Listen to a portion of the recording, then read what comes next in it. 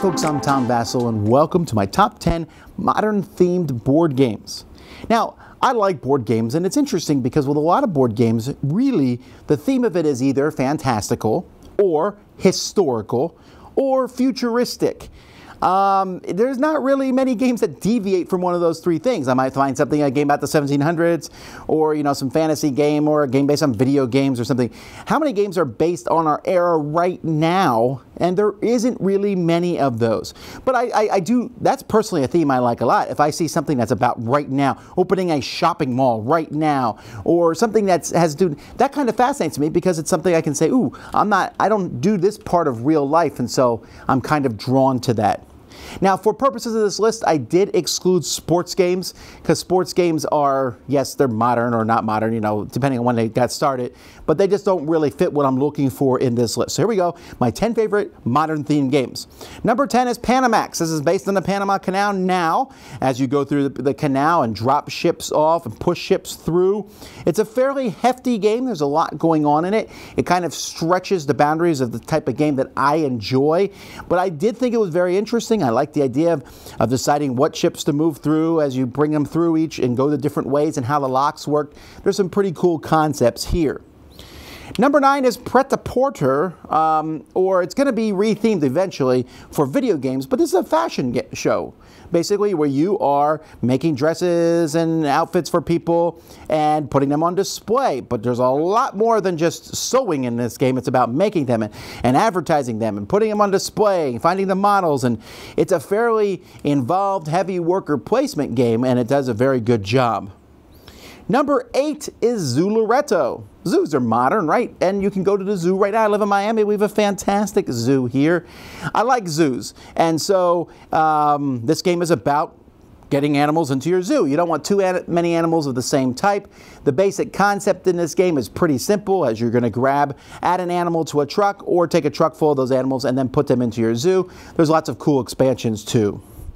Number 7 is Flatline. This is a sequel to Fuse, actually, but Flatline is a game in which you are in an ER room and people are just coming in and in and in and in, and you have to deal with them. You have to fix them up, and you're working together. And so the whole ER concept, TV likes this, there's a lot of shows about that, and it's fun to try to work together as you're using dice and rolling dice and using these dice to fix the people as fast as you possibly can. Number 6 is On the Underground. I guess the Underground in London has been around for a while, but this is fairly modern. How do I know that? Because the guy who rides the Underground in this game, super lazy. So you have one passenger, and you are trying to get him. Well, you're going to use these tickets to get him from one place to another, but you want him to use your subway lines. You're going to control 2, 3, 4 subway lines. Depends on how many players are playing the game. And so you're building out these subway lines and then trying to get it so that he will take the subway line yours. He'll take the one that's the least, if there's just one subway line there, he'll take it. He will never walk if he doesn't have to, so he'll take multiple subway lines to get somewhere. And again, like I said, you want him to ride yours. Number 5 is Manhattan Project Energy Empire. Now, Manhattan Project is obviously about Cold War, but Manhattan Project Energy Empire is about right now, about using different sources of energy, whether it's nuclear or clean energy or coal or whatever, to grow and to build. And you have different historical type things that you can do, working with government organizations, trying to keep pollution down. As a side note, I didn't put Power Grid on my list because I feel like Power Grid's slightly older than modern times just because there's so much coal energy in it, but that might have made the list too. Number 4 is Airlines Europe. So Ticket to Ride is a game I like a lot, but Ticket to Ride is obviously an 1800 style game, or even early 1900s. This game here, the Airlines Europe, is now buying stock in different companies as they connect airline routes all throughout it, based on an older game from Alan Moon, based on a train game. But this now became an airplane game, and I think it's all the better for that. You are deciding whether to invest in airline companies as they fly around or to expand the companies that hopefully you have some investments in. So there's a lot of stock market games out there, but this one's really simple. The game also scales really well. Number 3 is Flashpoint Fire Rescue. I like Heroes.